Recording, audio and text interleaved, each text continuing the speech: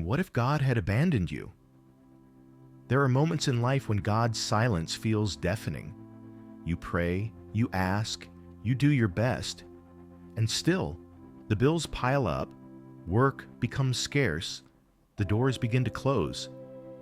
And then comes that thought, has God abandoned me? It's a feeling many experience after 40.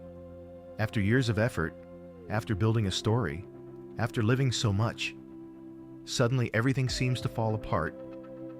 And what was once faith turns into doubt. What was once confidence becomes discouragement, and the mind begins to believe that heaven has gone quiet. But what if that silence isn't abandonment? What if it's an invitation, a calling to a new kind of faith, not the one that asks, but the one that trusts even without understanding? The truth is that money touches our spirituality in a deep way, because it symbolizes security, recognition, and value. And when it's missing, it feels like everything is missing. But what's really missing, most of the time, is the remembrance of who we are in the divine plan. We are not orphans of fate. We are co-authors of creation.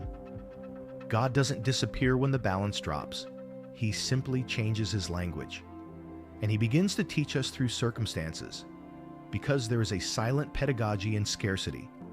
It invites us to review what we're holding inside, to revisit old beliefs, guilt, fears, attachments. Scarcity is not punishment, it's a mirror. It shows how much we're still trying to control what can only flow. Many people, when they lose financial stability, feel they've also lost the meaning of their faith. But faith is not the result of a prayer being answered. Faith is the decision to keep believing even when nothing seems to happen. It's the strength to keep the heart open when life feels closed.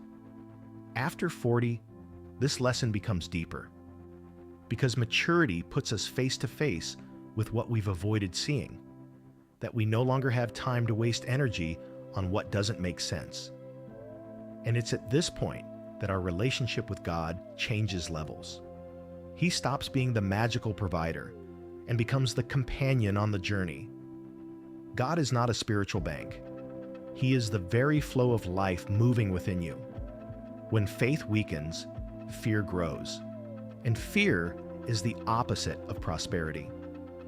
Because fear closes the doors of creativity, courage, and intuition, exactly the channels through which divine provision manifests. Fear says, it won't work. Faith replies, it will work, maybe in another way. And it's in that other way that life reveals itself.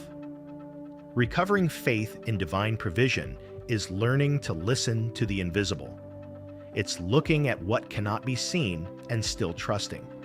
It's stopping the habit of measuring God's love by the size of your bank statement and beginning to recognize it in small synchronicities, in the person who shows up with an idea, in the unexpected invitation, in the intuition that comes from nowhere, in the sense of peace that appears even when nothing has changed on the outside. That's divine provision at work. Many associate prosperity only with material abundance, but prosperity is expansion, and every expansion begins within. True prosperity doesn't come when you acquire more things. It comes when you reconnect with the flow of life. And that flow begins with faith. When you say, God, I trust you, something shifts in the invisible field. It's not magic, it's coherence. Your energy realigns. The mind slows down. The heart relaxes. And in that openness, new ideas begin to arise. Opportunities start reappearing. The right people cross your path. It's as if the universe whispers, now I can work in your favor. Faith is the vibrational state of prosperity. Without faith, everything locks up. With faith, everything flows. Not because God gives you what you want, but because you start moving in harmony with Him again. And when you return to that flow, money stops being a burden and becomes a tool again.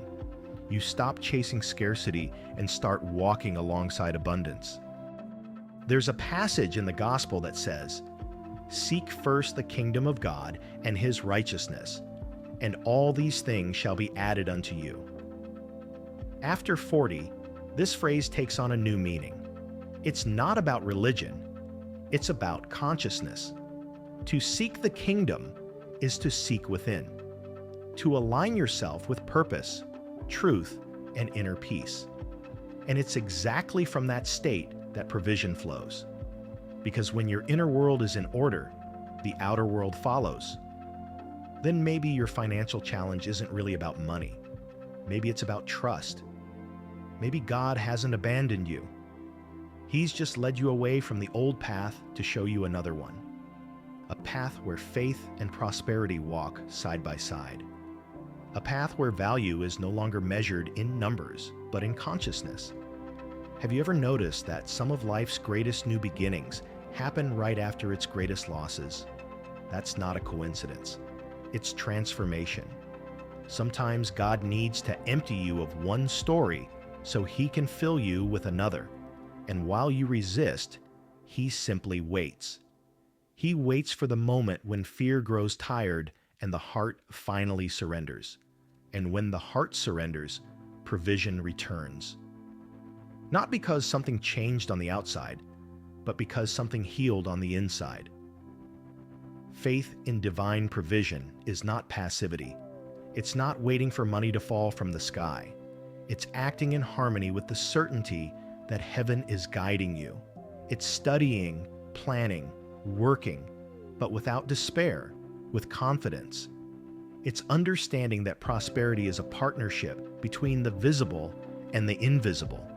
You take the step, God opens the way, and if you feel you've lost that connection, start slowly. Talk to God again, not to ask, but to thank. Thank him for what you've lived, for what you've learned, even for the difficulties, because gratitude is the password to the flow. It silently opens the door to abundance, and faith walks in with it.